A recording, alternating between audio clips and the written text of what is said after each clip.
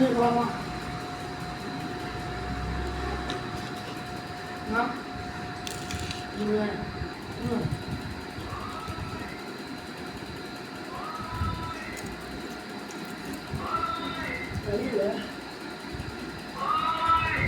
சாப்பிட முடியல. பால் வச்சுட்டு அப்புறம் ரசிகன் தான் நினச்சேன். யார் சொன்னா அவனுக்கு உடம்புல பிரச்சனை செகண்ட் பண்ணாங்க? யார் சொன்னா? இப்பதான் சொல்லுன்னா அவங்க அம்மா வராங்க. இவளுக்கு அவ பேர் வந்து சீதா. சீதாவுக்கு உடம்புல பிரச்சனை ஒன்னால இவனாலதான் டாக்டர் சொல்றா அப்படின்னு